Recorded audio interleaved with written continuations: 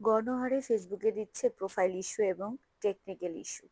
দেখেন সবাই এখন শুধু বলতেছে ফেসবুকে ইস্যু আসছে অনেকে, এটা কি করবে, কাজ করতে ভাল লাগে না, এতদিন কন্টেন্ট ক্রিয়েট করে অরিজিনাল কন্টেন্ট ক্রিয়েট করে আপনার ইস্যু আসছে, তাহলে কিভাবে কাজ করবেন, কিভাবে মন মানসিকতা ভালো থাকে কাজের।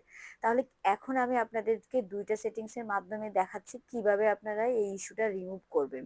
দেখেন, আমি ইস্যুতে ক্লিক করে দিলাম, আমার প্রোফাইলে ইস্যু চলে আসছে, তো আমি আপনাদের সেই ইস্যু থেকে আপনাদেরকে রিমুভ করার সিস্টেমটা দেখাচ্ছি। অনেকের এখানে কিন্তু অনেকগুলো ইস্যু আছে, 10-12টাও আসে।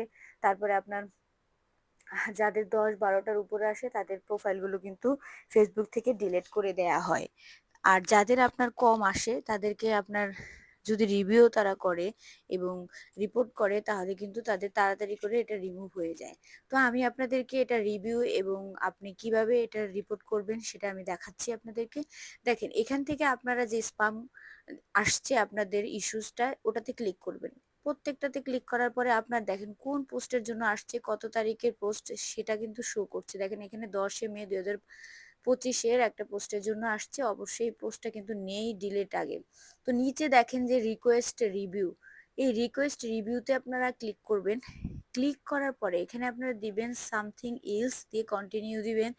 দেওয়ার পরে দেখেন এখানে আরো অনেকগুলো অপশন আছে, তো আপনার যেটা আপনার পোস্টের সাথে যায় সেটাই দিবেন। আপনি সামথিং ইলস আমি এখানে দিলাম। দেওয়ার পরে দেখেন ইট ওয়াজ রেসপন্ডিং টু ইলস, সামন ইলস, এটা নট ওপেনশিপ আপনার কান্ট্রির জন্য এটাও দিতে পারেন। তো আমি এখানে এই অপশনটা এখানে ক্লিক করে দিলাম।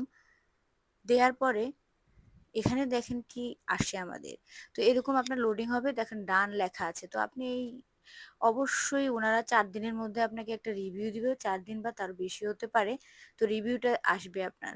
এখন আপনি যে কাজটা করবেন খুব ইম্পর্টেন্ট, একটা প্রমিস করবেন তাদের সাথে, সেই এইটা করলে কিন্তু আপনার খুব তাড়াতাড়ি ভালো রেজাল্ট হবে। নইলে আপনার এই সাম ইস্যুর জন্য প্রোফাইলে রিচ ডাউন হতে পারে, আইডিটা ক্যান্সেলও হতে পারে, মনিটাইজেশন রেস্ট্রিক্টেডও হতে পারে। তো এখন আমরা সেই ইয়েটা দেখব। এখন সেটিংসে চলে যাব। সেটিংস থেকে আপনার সাপোর্ট বক্সে চলে যাব।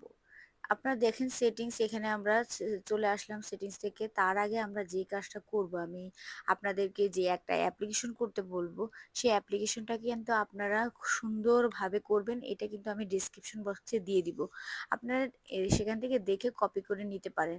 তো এখানে আপনি ফেসবুকে বলবেন যে আপনি প্রতিদিন নিয়মিত কন্টেন্ট, অরিজিনাল কন্টেন্ট গুলো ক্রিয়েট করেন বা পোস্ট করেন, তারপরও আপনার প্রোফাইলে ইস্যু চলে আসছে ভুলবশত, আপনি রুলসটা ব্রেক করেছেন। এখন আপনি প্রমিস করতেছেন যে নেক্সট টাইম থেকে আপনি কখনো গাইডলাইন ব্রেক করবেন না। এটা দিয়ে আপনার প্রোফাইলের লিঙ্ক বা পেজের লিঙ্কটা আপনি জাস্ট নিচে দিয়ে এটা সেম টু সেম আপনি রিপোর্টে দিয়ে দিবেন। দিয়ে আপনি দুটো স্ক্রিনশট দিবেন, এই স্ক্রিনশট দিয়ে আপনি রিপোর্টটা করবেন। তো আমি আপনাদেরকে স্টেপ করে এখানে দেখাচ্ছি, আমি এটা পুরোটা কপি করে নিব। তো দেখেন এখানে আমি একদম লিঙ্ক সহ কপি করে নিলাম। নেয়ার পরে এখন আমি কি করব, ফেসবুকে চলে যাব। তো ফেসবুকে চলে আসার পরে আমি এখানে দুইটা জিনিস, প্রফেশনাল ড্যাশবোর্ডে আসলাম। আসার পরে দেখেন আমার এই যে ইস্যু লেখা, এখান থেকে একটা আমি স্ক্রিনশট নিব। তারপরে এই যে প্রোফাইল হ্যাজ সাম ইস্যুস, এই অপশনটাতে আমি আবার ক্লিক করে দিব। দেওয়ার পরে এখান থেকে আরেকটা স্ক্রিনশট নিব। এই দুইটা স্ক্রিনশট কিন্তু আমার লাগবে। এই দুইটা স্ক্রিনশট নেয়ার পরে এখন আমি সেটিংসে আসব। সেটিংসে আসার পরে হেল্প অ্যান্ড সাপোর্ট থেকে সাপোর্ট বক্সে ক্লিক করব। নিচে দেখেন রিপোর্টে টেকনিক্যাল প্রবলেম, এখানে আমরা ক্লিক করে দিব। রিপোর্টে টেকনিক্যাল প্রবলেম ইনক্লুডে ক্লিক করব। করার পরে আমরা নিচে স্ক্রল করব। করার পরে আপনার পেজ বা প্রোফাইলটা আপনি খুঁজে বের করবেন। দেখেন উপরে এই যে পেজ, নিচে প্রোফাইল। তো আমি প্রোফাইল থেকে, যেহেতু প্রোফাইলে ক্লিক করলাম, আমি যেটা কপি করে নিলাম অ্যাপ্লিকেশনটা জাস্ট এখানে পেস্ট করে দিলাম।